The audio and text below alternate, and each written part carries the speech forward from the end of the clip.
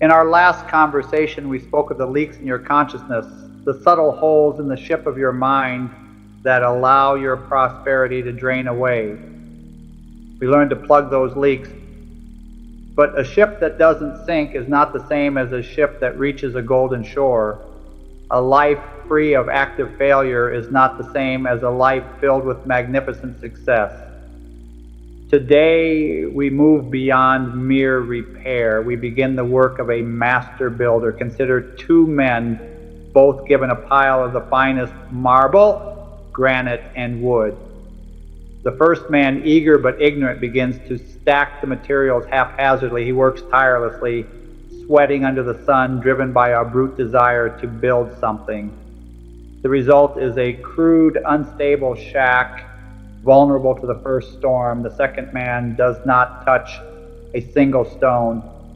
At first, he retreats to his study and unrolls a blueprint.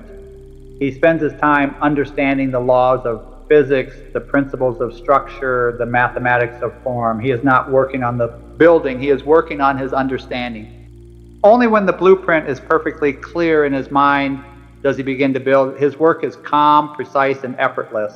The result is a magnificent palace, a testament to enduring principles. Most people live their financial lives like the first man. They chase money, work hard, and follow tips, stacking a shack of wealth that is perpetually at risk. We are here to be the second man. We are here to study the blueprint. This blueprint consists of 4 great mental laws. These are not my laws nor any man's.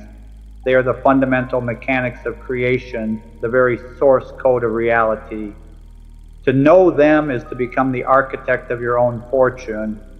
To ignore them is to remain a laborer, forever stacking stones in vain.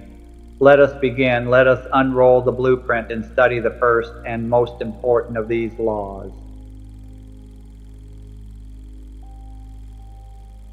The first law is the foundation upon which all else is built. It is the law of substance.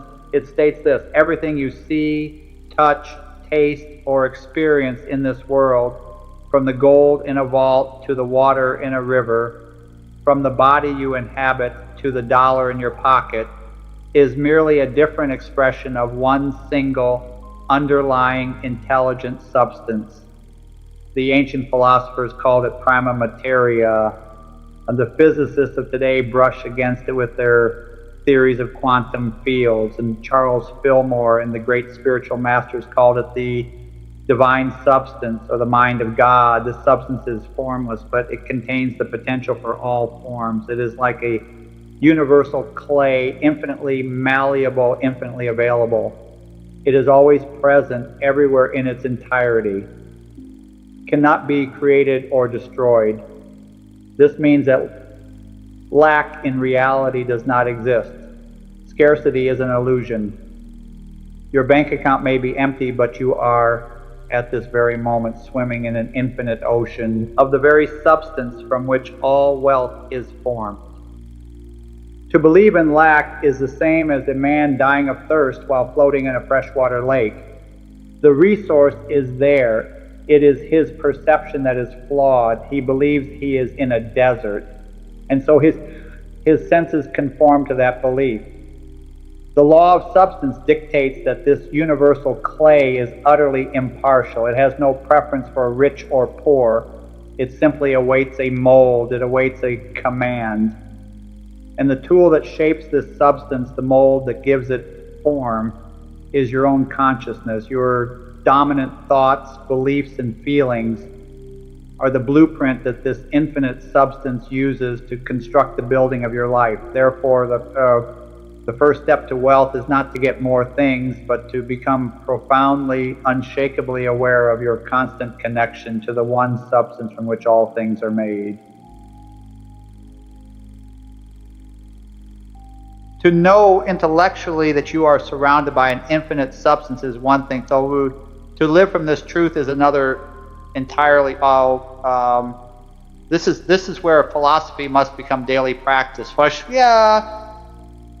How do you apply the law of substance when your bills are due and your bank account screams lack? To say, this is the great test. This is where the architect proves his mastery. Practical application is a discipline of perception and acknowledgement. It is the conscious act of withdrawing your mental energy from the illusion of lack and reinvesting it in the truth of abundance. First, the discipline of acknowledgement. You must train yourself to see the divine substance everywhere. This is not a platitude. It is a mental exercise like lifting weights. So when you drink a glass of water, pause for a second and think, wait, this is the divine substance in its form of refreshment and life. When you see the sun shining, think this is the divine substance in its form of infinite energy and light. When an idea sparks in your mind, think, this is the divine substance in its form of intelligence and creativity. Even when you look at the dollar in your pocket, do not see it as just $1. See it as a symbol, a physical manifestation of this ever-present unlimited substance. Acknowledge it by saying, I behold in you the infinite substance of all wealth. By doing this, you are retraining your subconscious mind. You are teaching it to stop seeing a world of separate, limited things and to start recognizing the one unlimited source behind all things. You're tuning your mind like a radio away from the static of scarcity and onto the clear frequency of abundance. Second, the discipline of non-resistance. When a thought of lack, fear, or worry appears, and it will, you must not fight it. To fight a thought is to give it your energy. It is like wrestling with a shadow. You only exhaust yourself. Instead, you practice non-resistance. You observe the thought, acknowledge it without emotion, and let it pass. You might say to it, I see you, thought of lack. You are an echo of an old belief. You have no power here. Then you immediately and deliberately pivot your focus back to the truth of substance. I knew a man, a shopkeeper, whose business was failing. Every time he looked at his empty store, a wave of panic would hit him. He began this practice. When the panic came, he would stop, take a breath, and say, that is the appearance, but the reality is substance. He would then look at the shelves not as empty, but as full of the potential for abundance. He would look at the single customer in his store not as just one person, but as the divine substance appearing as my perfect client. His energy changed. His panic was replaced by a quiet confidence. Customers who are unconsciously drawn to positive and stable energy began to enter his store more frequently. He did not change his inventory or his prices at first. He changed his perception of reality, and reality had no choice but to conform to his new blueprint. This is the work. It is a moment-by-moment choice to starve the illusion of lack and feed the truth of abundance.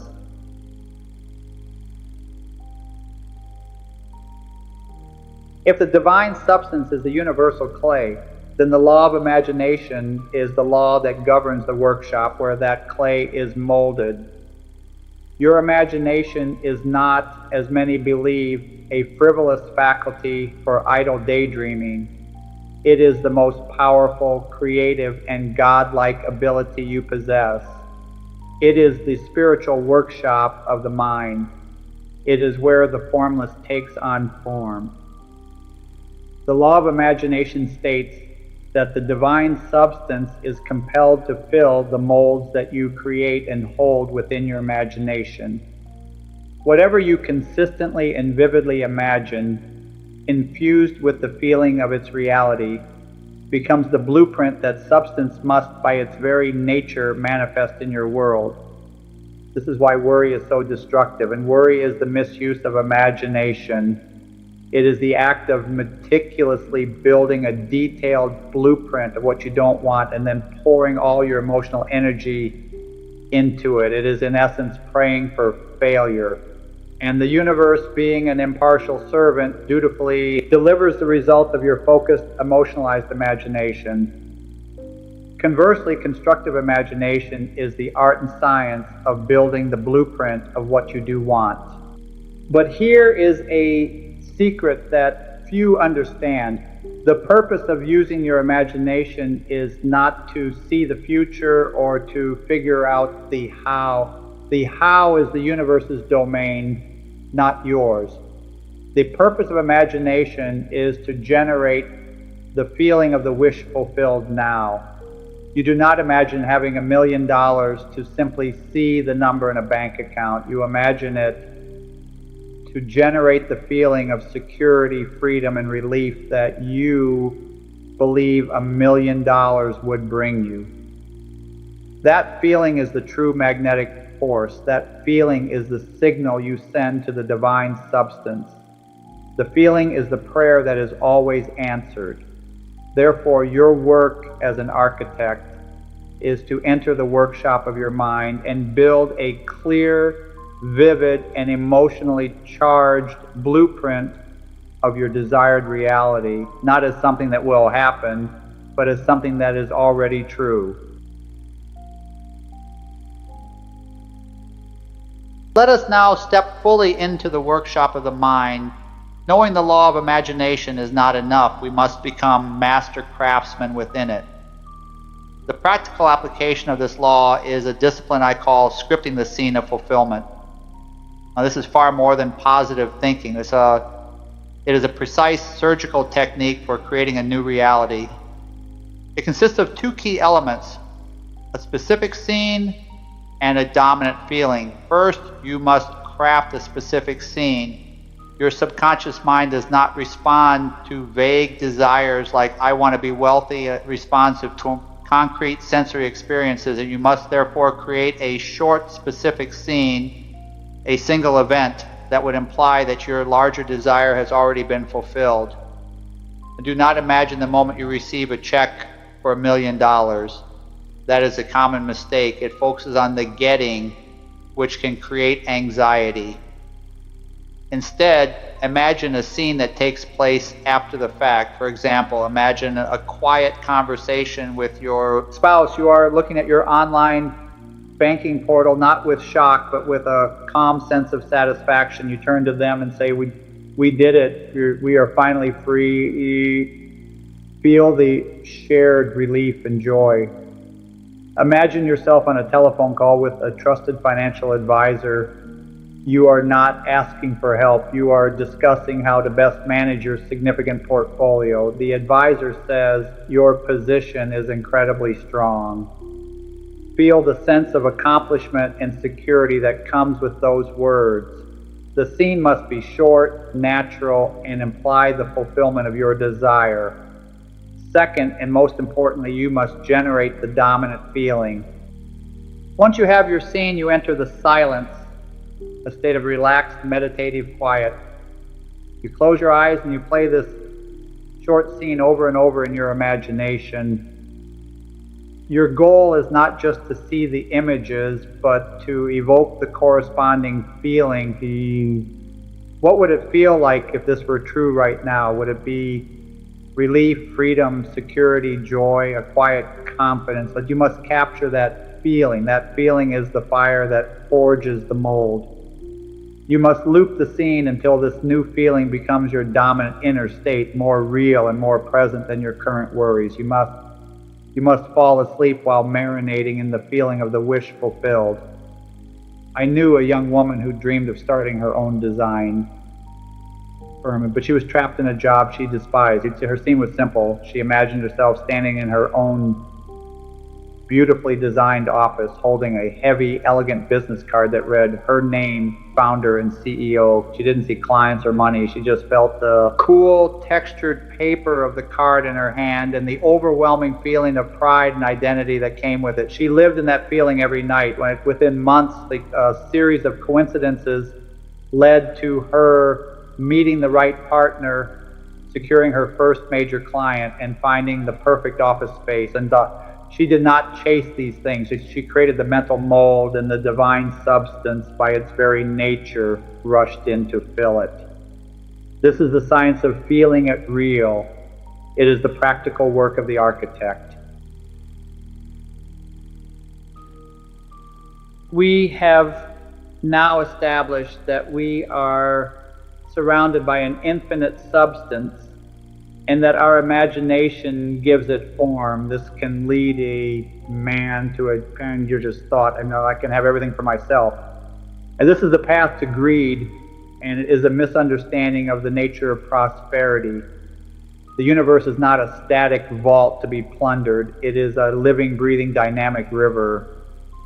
And the health of a river is determined by its flow. This brings us to the third great law, the law of circulation. This law states that prosperity, like the blood in your veins, must constantly circulate. It must flow out in order to flow back in, renewed and multiplied. To attempt to hoard wealth is to build a dam in the river of prosperity. The water behind the dam becomes stagnant, lifeless, and eventually dries up. The man who lives in a consciousness of lack is terrified to give. He clutches his money, his time, his ideas, fearing that he will not have enough. In doing so, he is sending a powerful message to the universe. I believe in scarcity. I do not trust the source. And the universe, honoring his belief, shuts off the flow. The man who understands the law of circulation knows that his giving is the very act that opens the channels for his receiving. He is not losing anything. He is making a spiritual investment. He is casting his bread upon the waters, confident in the law that it will return to him manifold.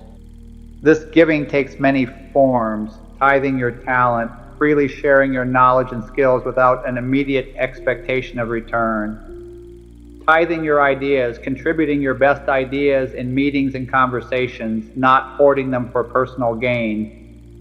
Tithing your appreciation, generously giving praise, encouragement, and recognition to others. And yes, tithing your money. Giving a portion of your income to the people, places, or institutions that provide you with spiritual nourishment and inspiration. This is not charity done out of a sense of duty. It is a joyous and confident act done with the profound understanding that you are not the source of your wealth, but a channel for the divine substance. Your function is to keep the channel open and clear. When you give freely and joyfully, you are declaring with your actions, I have faith in the infinite source. There is always more where this came from. This declaration of faith is the most powerful magnet for prosperity that exists. Therefore, the architect of wealth does not build a fortress to hoard his treasures. He builds a beautiful, wide, and open channel, ensuring that the river of divine substance can flow through him, enriching both himself and the world.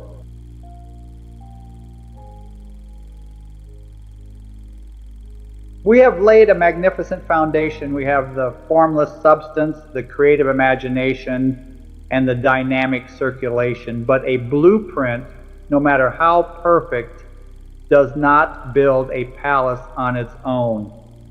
A force is required to translate the inner vision into outer reality. This force is governed by the fourth and final law, the law of irresistible will. Now, you must be very careful here. The word will is often misunderstood. Most people think of it as willpower and a brute, ego-driven force that pushes against resistance. And so this is the will of the first man in our story, the one who built the shack. He forces, he struggles, he strains. This is not the will we are speaking of. The irresistible will is not about forcing an outcome.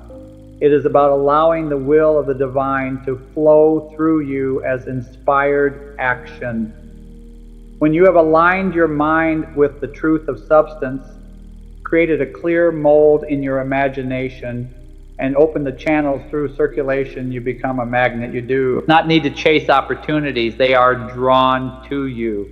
You do not need to force doors open. They unlock as you approach. And the law of irresistible will states that when your personal desire is in harmony with the divine will for greater expression in life, Your actions become effortless and irresistibly effective.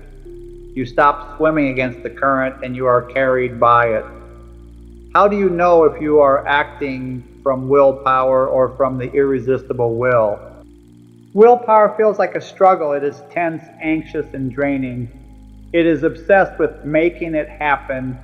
Irresistible will feels like flow. It is calm, confident, and energizing. It comes as a sudden hunch, a clear intuition, an idea that feels right and exciting, and it is not about making it happen, but a joyous participation in it happening through you. I knew a writer who struggled for years with willpower. He forced himself to write 1,000 words a day, hating every moment. His work was lifeless, and no publisher was interested. He was miserable. Then he learned to apply these laws. He spent his time first feeling his connection to the infinite substance of creativity.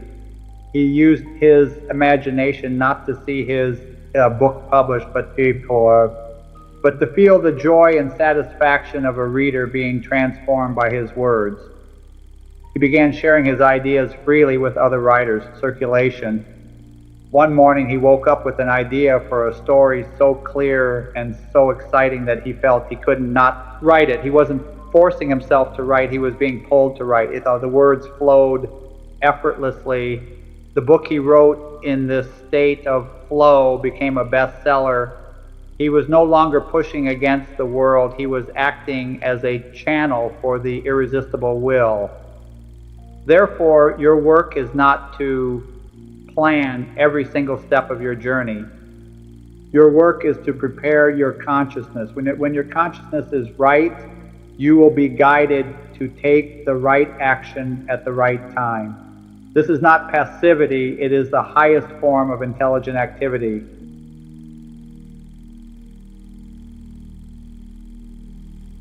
And so, the blueprint is before you. The four great mental laws of prosperity and the law of substance.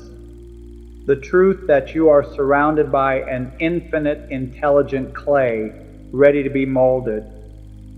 The law of imagination, the understanding that your mind is the workshop where the molds are created through feeling. The law of circulation, the principle that wealth must flow through you, not just to you. The law of irresistible will, the secret of acting with inspired, effortless power, not brute force. To know these laws is to hold the keys to the kingdom. For too long, you may have lived as a tenant in a reality constructed by others, a reality of limitation, scarcity, and fear, built upon the flimsy blueprint of the world's beliefs. You have paid rent in the form of anxiety, struggle, and unfulfilled dreams. That ends today. You are not a tenant, you are an architect, and you are a master builder. Your birthright is not a shack, but a palace. Your great work from this day forward is to begin construction on your own mental palace, a palace built on the unshakable foundation of substance, a palace designed with the glorious blueprints of your imagination, a palace with its gates wide open, allowing the river of circulation to flow freely, and a palace where every action taken is guided by the quiet, confident whisper of the irresistible will. Do not be intimidated by the grandeur of the vision. Every palace begins with a single well-placed stone. Your first stone is the decision made now to accept these laws as the operating reality of your life. Begin the work, study the blueprint, and build. I am Charles Fillmore, and this is the Fillmore Key.